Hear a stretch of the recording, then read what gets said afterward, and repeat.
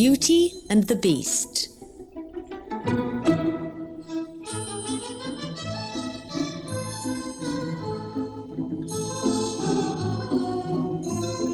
Once upon a time, in a town far away, there lived a rich merchant who had 3 pretty daughters. The youngest daughter was the prettiest of the 3, and she was called Beauty. She was as good and kind as she was lovely. Her elder sisters, although they too were pretty, were neither kind nor good. They were selfish and proud. One day, their father came home looking very grave. When his daughters asked him what was the matter, he replied, "Alas, I am no longer rich. I have lost my fortune. We must all leave this beautiful house and go to live in a cottage in the country." The elder sisters were very angry when they learned this news. What shall we do with ourselves all day in the country?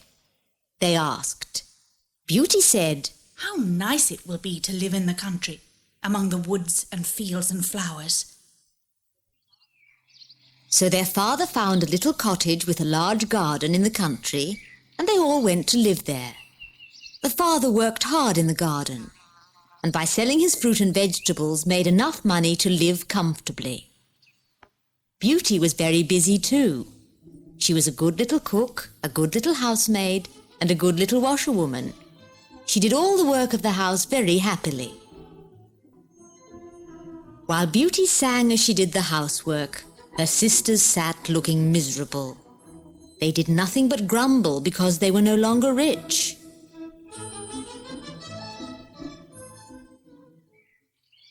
One day, the father gathered his 3 daughters together and told them that he had to go to a distant town on business.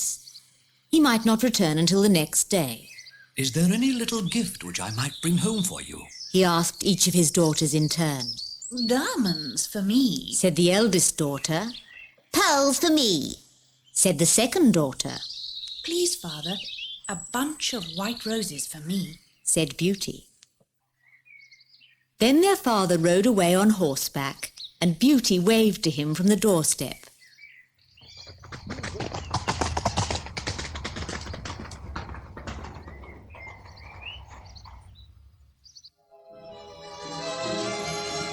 When he had finished his business, he set off for home. Before long it grew dark and he lost his way. He found himself in a dense wood and could find no way out of it. Then, at last, he saw a light in the distance. Thinking it was perhaps the light from a cottage, he rode thankfully towards it. However, as he drew nearer to the light, he found that the trees formed a wide avenue. He rode up the avenue, and to his surprise, arrived at the entrance to a palace. The door of the palace stood open, but there was no one in sight, so the merchant walked in. He went into a room on the right of the hall, where a fire blazed in the hearth. There he found a table set with supper for 1. The merchant was hungry, and decided that he would first take his horse to the stable. Then he would return, and if there was still no one in the room, he would have a good meal. When he returned from the stable, the room was still empty, so he sat down and enjoyed the supper.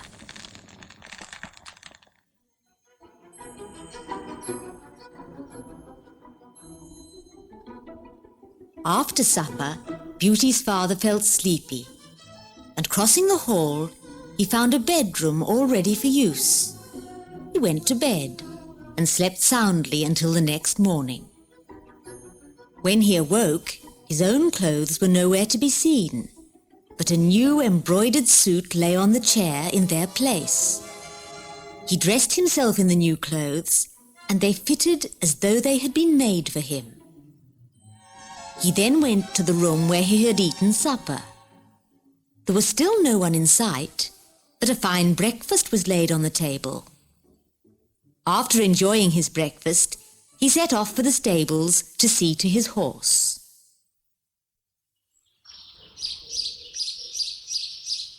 " On the way to the stables, the merchant passed a beautiful rose garden. The sight of a white rose bush reminded him of Beauty's wish, and he left the path to gather a bunch of the roses. He had only picked one rose when he heard a terrible sound behind him. Turning round, he saw a big beast. The big beast said in a big voice, "You ungrateful man, whose bed did you sleep in? Whose food have you eaten? And whose clothes are you wearing? Mine, mine, mine! And you repay my kindness by stealing my roses.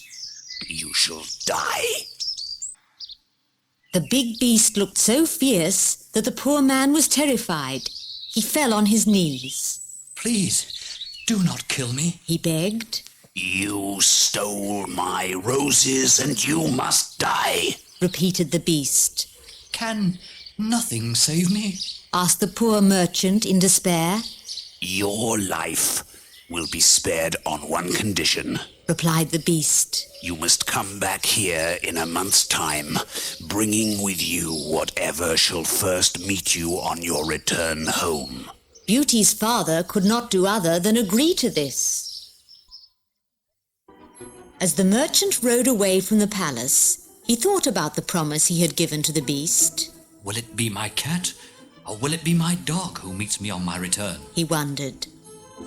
Then he remembered how Beauty had stood waving to him as he left home. An awful thought struck him. What if it is Beauty who first greets me on my return?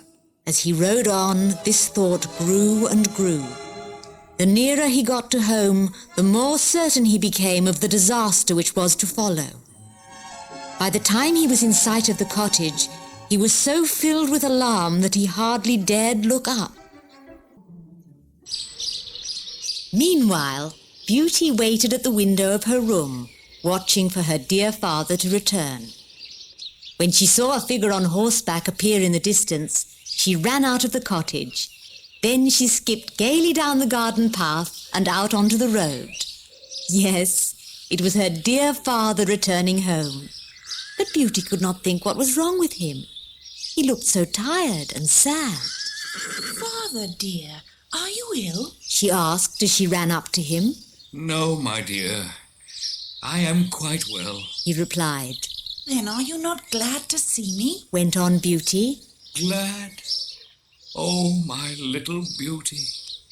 My little Beauty. Was all the poor merchant could cry.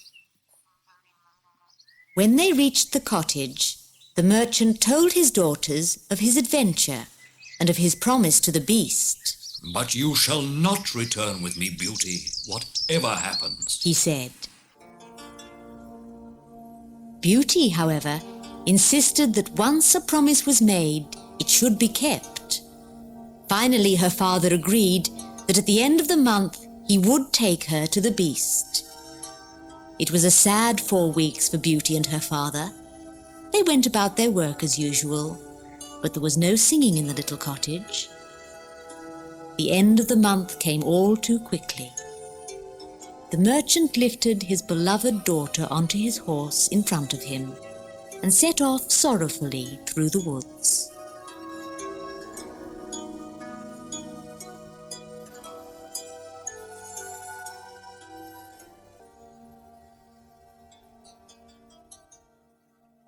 Towards nightfall, Beauty and her father arrived at the palace in the wood. As before, no one was to be seen. Her father lifted Beauty from his horse and led her into the room where he had eaten supper and breakfast on his last visit. This time a dainty supper for two was laid out on the table. Yet although they had not eaten all day, neither Beauty nor her father had any appetite for the meal. As they sat at the table, a terrible sound was heard at the door. The merchant knew, and Beauty guessed what it meant. Yes, it was the beast. In he walked and went straight up to Beauty. The beast gazed at Beauty for a long time. Then he turned to her father and asked, "Is this the daughter for whom you gathered the white roses?" Yes, said the merchant. and she would not let me return to your palace without her. "She need not be sorry, Said the beast. for everything in the palace is for her use. You must leave here tomorrow, and Beauty must stay with me. You need not fear, for no harm shall come to her. Her room is ready now. Good night."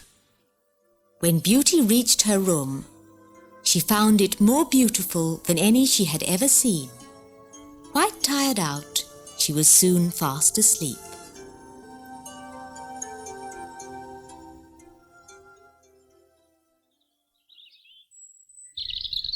In the morning, Beauty and her father had breakfast together.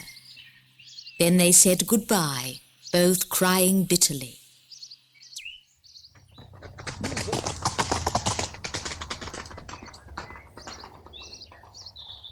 When her father had ridden out of sight, Beauty went to her room. To pass the time, she looked at the beautiful pictures and ornaments there. On one wall hung a curious mirror, and beneath it, in letters of gold, was written, Little Beauty, dry your eyes. Needless are those tears and sighs. Gazing in this looking-glass, what you wish shall come to pass. These lines comforted Beauty, for she thought that if she were very unhappy, she could wish herself at home again. The days which followed seemed long to Beauty, yet the beast had left many things for her amusement. Sometimes she read, and sometimes she painted. Some days she played outside in the gardens, and on other days she gathered the beautiful flowers. Each evening at supper time, the same sound was heard at the door, and a big voice asked, "May I come in?" And each evening Beauty, trembling, answered. Yes, beast. Then Beauty and the beast talked together. Although the beast's big body and voice terrified Beauty, all his words were so kind that she soon grew less and less afraid of him. "Am I very ugly, Beauty?" The beast asked one evening. Yes, beast. "And very stupid? No, not stupid, beast. Could you love me, Beauty?" Yes, I do love you, beast, for you are so kind. "Then will you marry me, Beauty?" Oh, no. No, beast. The beast seemed so unhappy that Beauty felt very miserable. He had become her best friend, and she could not bear to make him sad. But I could not marry a beast. She said to herself. The next morning, Beauty looked into her mirror. I wish I could know how my dear father is, she said. Then, as she gazed into the looking-glass, she saw a sad picture. Her father lay ill in bed, and no one was looking after him. Beauty cried all day to think of his pain and his loneliness.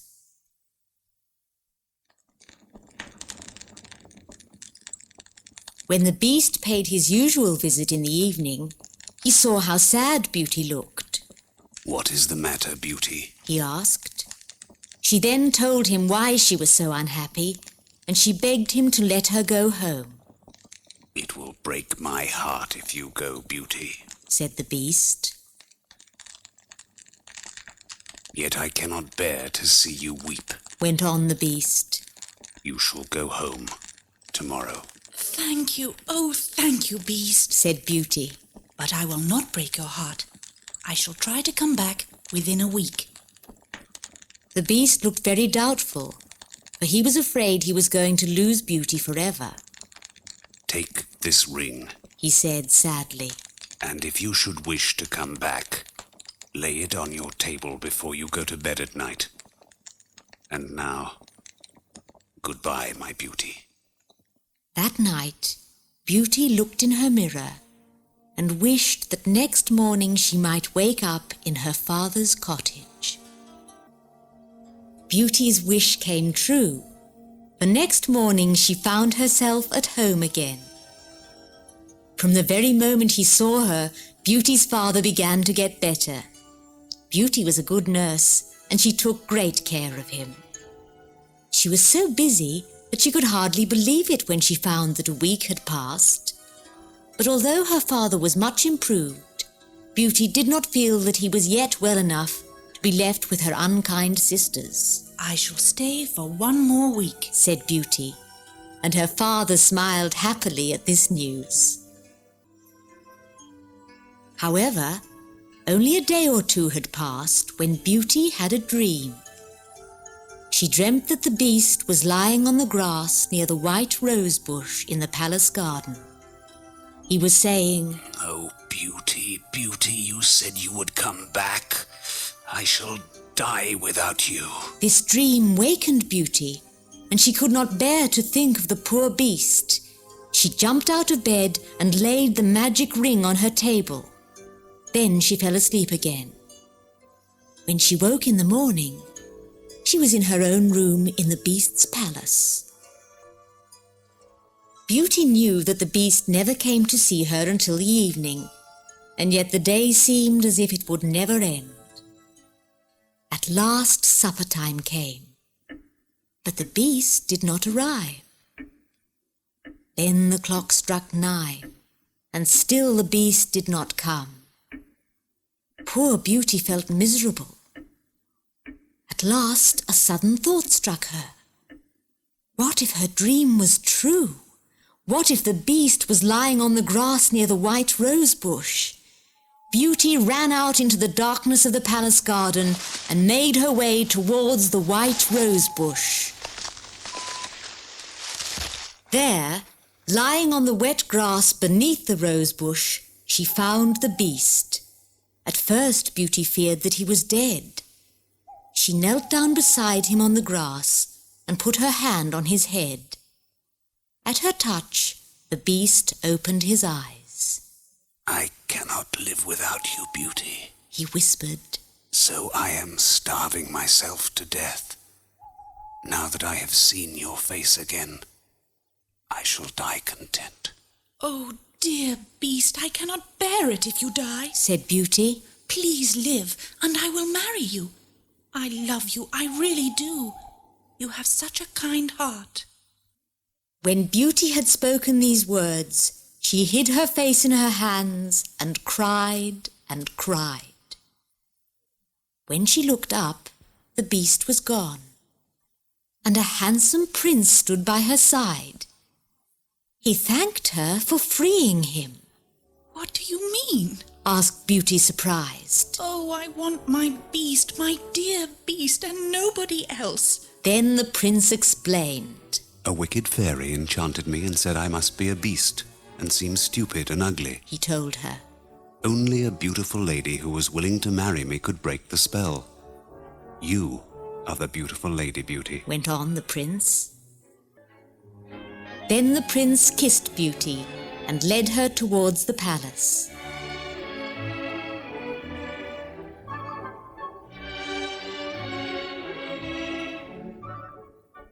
Soon a good fairy appeared, bringing with her Beauty's father. Beauty married the prince, and with her dear father near her, lived happily ever after.